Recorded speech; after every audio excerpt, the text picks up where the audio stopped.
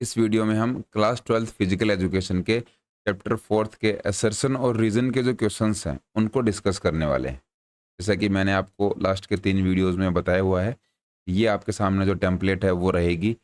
आप जब असर्शन को पढ़ें उसके आगे बिकॉज लगा दीजिए, उससे क्या है आपका क्वेश्चन सॉल्व हो जाएगा।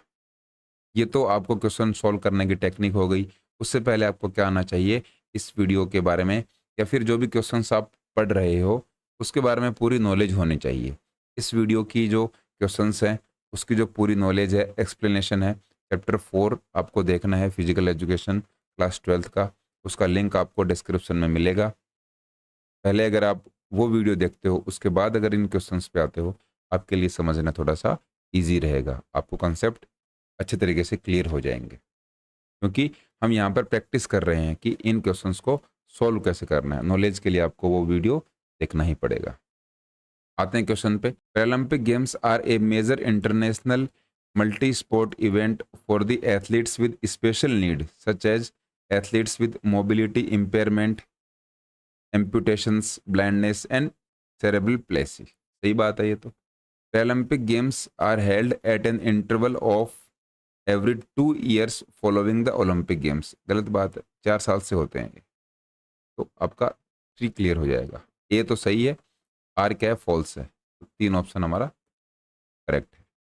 Def Olympics are organised for athletes with hearing impairment. Deaf मतलब जो बहरे लोग हैं, गूंगे बहरों के लिए जो ओलंपिक्स होता है वो ओलंपिक्स होता है डेफ ओलंपिक्स। हियरिंग उनको प्रॉब्लम रहती है, सुनने में उनको दिक्कत रहती है। Most of the Deaf Olympics are guided by referees whistle. Whistle का यूज तो इसके अंदर बिल्कुल भी नहीं किया जाता, क्योंकि वो सुन ही नहीं सकते बेचारे। तो आर ये गलत हो जाएगा, आर फॉल्स है। इसके अंदर भी 3 ऑप्शन सही है। Physical education is the perfect opportunity for team building exercise. बिल्कुल सही बात है।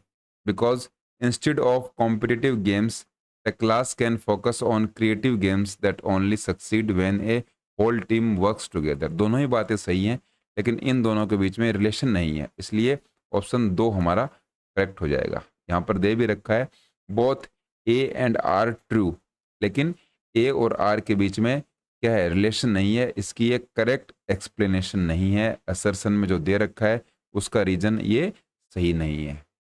नेक्स्ट क्वेश्चंस पर आते हैं।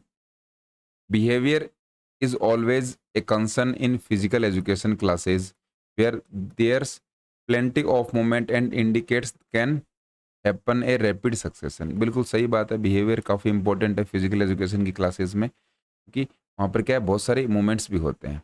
निगेटिव बिहेवियर इंटरवेंशंस और support is a systematically proven method to preventing positive behaviours increase healthy interactions. ये बिल्कुल गलत बात है। निगेटिव बिहेवियर्स कभी भी सपोर्ट नहीं करेगा पॉजिटिव बिहेवियर को। तो इसके अंदर हमारा ये 3 क्लियर हो जाएगा। ये है 3। Education is meant for all the students irrespective of the state of their physical and mental health. बिल्कुल सही बात है।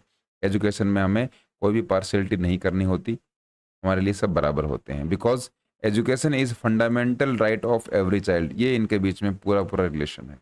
ये इसके अंदर हमारा करेक्ट हो जाएगा। ये देखिए answer 1 is correct. Special Olympics provides year round training and competitions to 5 million athletes and unified sports partners in 172 countries. सही बात है। Special Olympics is not recognised by the International Olympic Committee. ये कैसे हो गया, गलत है। इसमें भी 3 आपका सही है। ये देखिए जो आईओसी है, इंटरनेशनल ओलंपिक कमेटी, इससे रिकॉग्नाइज्ड अगर नहीं होगा तो स्पेशल ओलंपिक्स कैसे खेल सकते हो आप।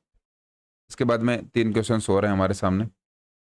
People with intellectual डिसएबिलिटीज sports with proper help and encouragement because consistent training helps these people develop their sports skill and provides incentive for personal growth। दोनों के बीच में रिलेशन है, क्योंकि जो इंटेलेक्चुअल डिसएबिलिटीज वाले स्पोर्ट हैं उनमें अगर प्रॉपर हेल्प और उनको एनकरेज किया जाए, और इसके साथ साथ रीजन के अंदर दे रखा है उनके जो कंसिस्टेंट हम अगर ट्रेनिंग देते हैं, स्पोर्ट्स स्किल्स को डेवलप करते हैं और उनको पर्सनल ग्रोथ के इंसेंटिव देंगे, उनको रिवॉर्ड दे सकते हैं, इनसे क्या है, वो हेल्प मिलेगी उनको। इन दोनों में पूरा पूरा रिलेशन है। तो ये एक हमारा करेक्ट हो जाएगा। Answer 1 is correct.